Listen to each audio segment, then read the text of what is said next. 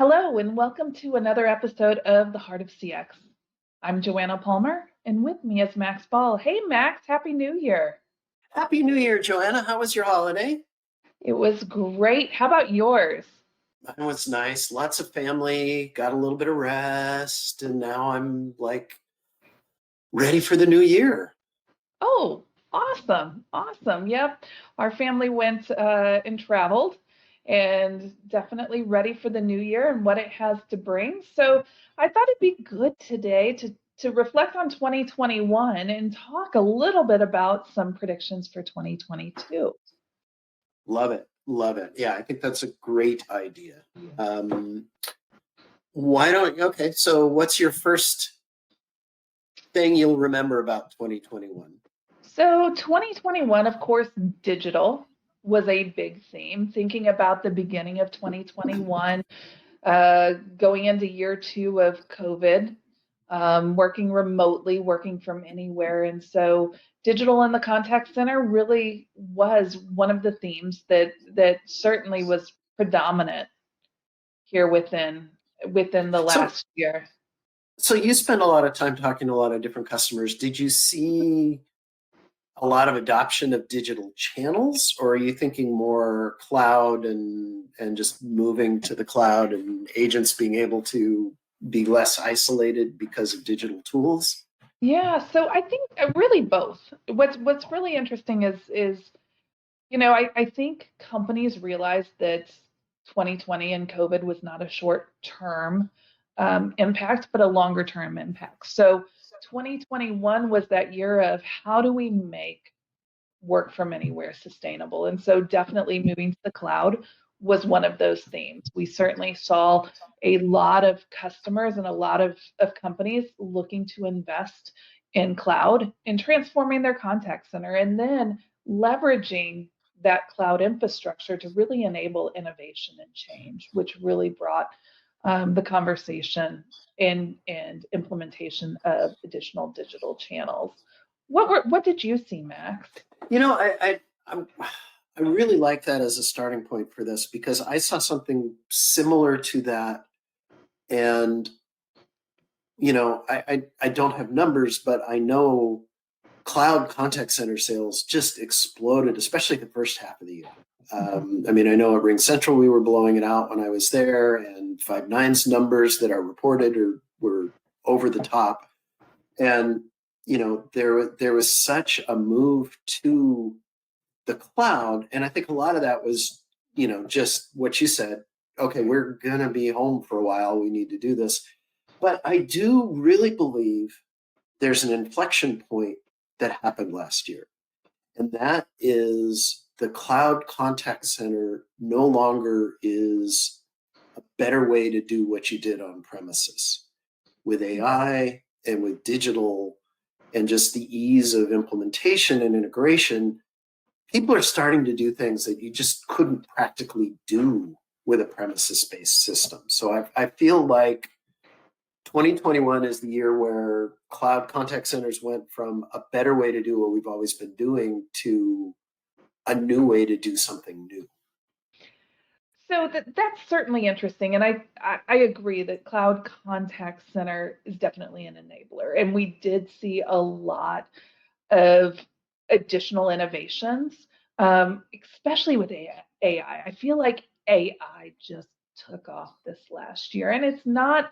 I think that people and companies are understanding that AI is not one single technology or one single solution, but rather this entire concept, and you can leverage AI in so many different ways to improve experience for the customer, to improve employee experience, and just enable better efficiencies as well. Yeah, and I'm going to leverage that. I have a word of the year for Oh, 2021, and the word is empathy.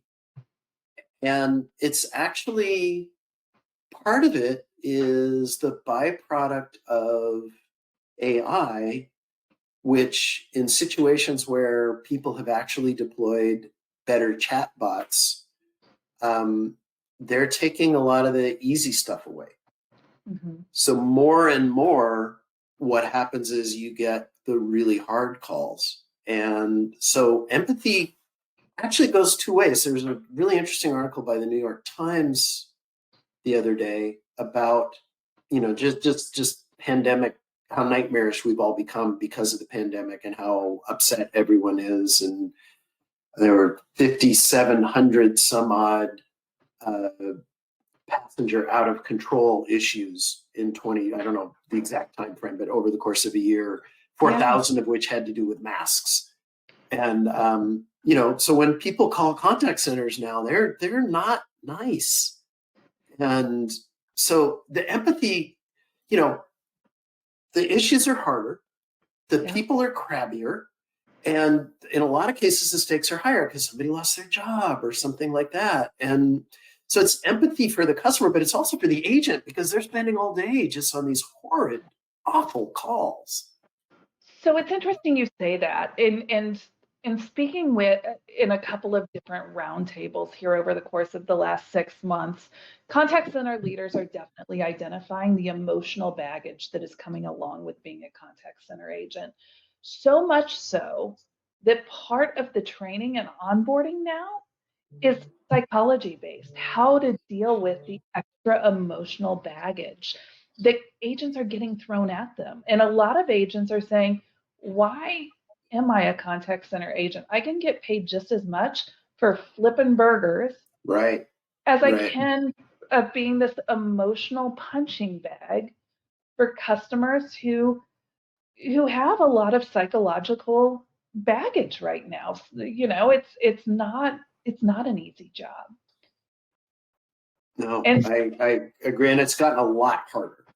it has. And so empathy is a great word for 2021. And I think the other piece here for 2021 is, as we took a look at the back end of 2021, I don't think anybody could have predicted, or at least I don't think so, the great resignation that we saw at the second half of the year, and what an impact that has made on employee experience and customer experience combined.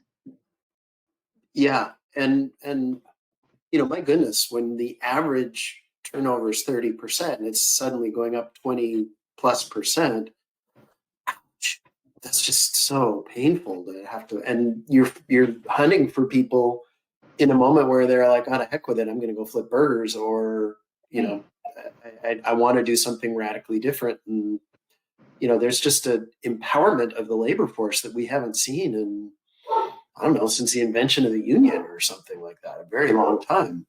Yeah, I completely agree. I don't think you and I have seen this within our lifetime before. And what's happening here within the workforce, and really the change and transformation that we're continuing to see within the workforce, and what that looks like as we head into 2022. As we take a look at 2022 and what possibly can be out there on the horizon, we have to keep the workforce in mind. I certainly believe that personalization is absolutely paramount and key. We've talked personalization on the customer side a lot. I remember some of our early episodes of the podcast where we had Wes and Scott talking about that personalized customer experience. Yes. But I think now we've got to think about that personalized employee experience as well. And the same rigor and the same concepts that we use to create that personalized customer experience, we have to use to create that personalized employee experience. Is it personalizing it or just simplifying it?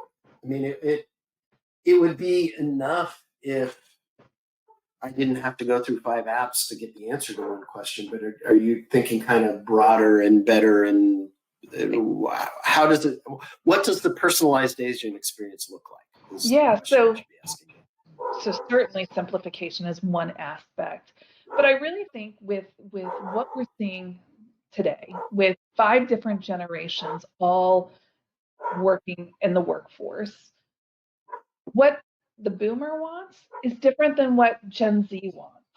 And even within generations, what one person wants is different than what another person wants. Some people thrive at work from office. Some people thrive at work from home. Some people want the best of both worlds. And so I think it's really creating flexibility so that you can personalize that work experience and understand employees as people and potentially personas, much like we do customer journey mapping to create those ideal customer experiences.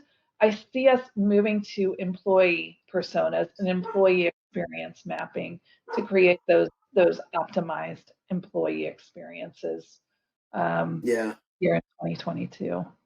that makes a lot of sense. So, Max, any other ideas that you've got in terms of agent experience and even 2022 predictions? Yeah, I feel like you nailed it on the agent experience. I don't have really much of anything more to add. Um, the other trend, and we've talked about this a couple of times, but it's big, and this is something, if we're going to get into talking about 22, this will be one of the things. This concept of customer experience orchestration, to use Genesis term around this, and how the contact center vendors are now saying, I don't want to just do contact center anymore. I want to get into sales. I want to get into marketing. Um, and, there's this whole use case around customers are telling the contact center what they want. Yeah. And now I can actually use AI and get that information and not just have a bunch of recordings that I listen to 1/100th of for quality management purposes, but I can take a lot of this and make sense out of it and feed the organization with that and make marketing better and you and I have talked about this ad nauseum because I'm so obsessed with it. But I just think it's, the technology is opening up a really new door for some really different sorts of applications. Yeah, definitely. And I think that those companies that aren't leveraging analytics to orchestrate the experience, not just for the customer, but for the agent, I think are really missing out as we think about sentiment detection overall, as one of those features within the uh, interaction analytics.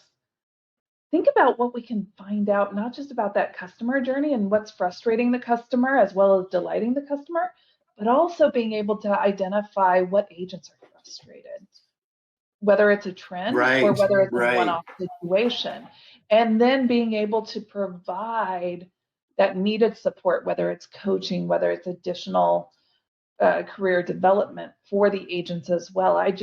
There's so much power in that tool. And like you said as well, being that strategic partner for the rest of the organization, I really think it really elevates the contact center within the whole organization.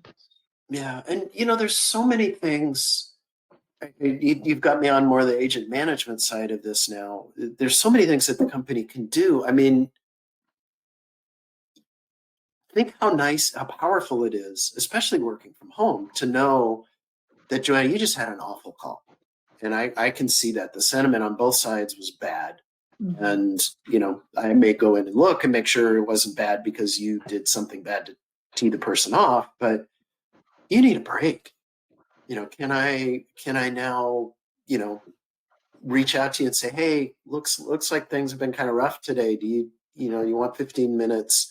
And, boy, does that have a lot of implications on WFO or WFM and things like that. But, just the ability to flag when somebody's had a hard time.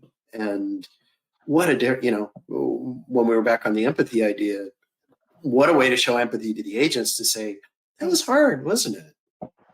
Yeah, I love and that's a really great point to wrap this all up on. That empathy, while it is that key word for 2021, it doesn't end there. And how can we build systems and processes to enable and enrich empathy overall and leveraging AI to do that? I think that's a great use case example to be able to notify supervisors and managers when an agent's had a rough call, two calls, And at a certain threshold, the supervisor can proactively reach out, much like we proactively reach out to customers when something goes wrong. It's applying those same design thinking to create that better employee experience as well. I agree. Yeah, that's great. Okay, 2022, what's going to happen? Where's your crystal ball? Oh gosh. I believe that it is the year of a better agent experience. Definitely a year of continued growth within the AI and analytics field as well, to really enhance the overall experience that we're providing both the customer and the agent. And then lastly, I think we're going to see design thinking being wrapped around both the customer experience and the agent experience to really enhance experience overall across the contact center. Okay, Max, Mr. Forrester, what's your crystal ball? I'm going to talk about a very different element of the world. I think we're going to see a massively different competitive landscape evolve. I think that Amazon is going to become more and more of a player. I think Microsoft may start to, they've got some pieces that I didn't understand they had, and they just acquired Nuance, so they may start to figure some of this out. And then I think, there's the core guys who, as we just talked about, are kind of doing this bigger play, but that looks a lot like Sprinkler. And that looks a lot like some of these other vendors who, by the way, are adding voice and adding customer service. And I think we're going to start seeing just companies who have been either in totally different spaces, or you're going to see people like ServiceNow who, when I talk to them, they're like, we're going to break down the silos and we're going to give you a better picture of your customer and their experience than anybody else. I'm kind of like, it's kind of what these guys, I think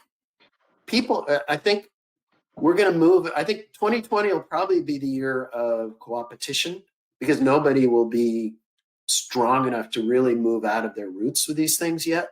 But I think we're going to start seeing a lot of very different competitive situations than we're used to seeing. And, then you're going to get into people that are trying to go toe to toe with Salesforce with 852 million salespeople out there. And there's going to be some battles that we haven't seen. Definitely. And thinking back on our conversations of 2021 and where is the contact center going, and seeing this convergence of UCaaS, CCaaS, CRM, knowledge management, social, digital. It's such an interesting time to be in this space, to be in the customer experience space, and just seeing all of the innovation across all of these different players. And it's certainly interesting to see the ever-changing tide of who is bringing what to the table. Yeah, I agree.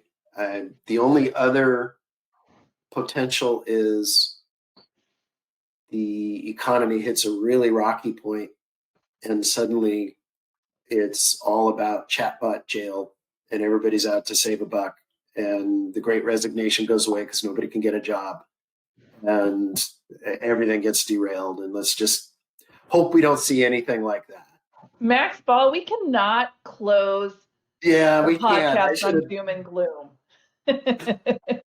On the other hand, with AI and all the capabilities, I think we could have the empathetic agent experience you were talking about, and the really predictive, proactive, personal customer experience that we've all wanted and talked about. And certainly in my role as an analyst, I hear more and more companies asking for that, and they're at least aspiring to it. So I think there's a real possibility for that.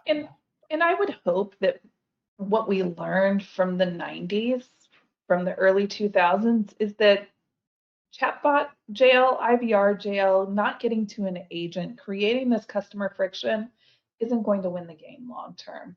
And so if the economy were to take a turn, it is that much more critical to ensure that you've got the technology in place to show that you've got that differentiated experience, to provide those analytics to the various different parts of your business so that you can differentiate, that you can continue to drive revenue and increase the bottom line by providing a better experience. Yeah, totally agree. Much better note to close on. Okay. On that note, Max, I think we better close before we go back to doom and gloom. Yeah, before I say something gloomy. All right. That's right. Thanks, That's Joanna. right. This was fun. So This it's was a good to lot of catch fun. up. Yes, likewise. Thank you, Max. Until next time. Thanks, everybody. Thanks a lot.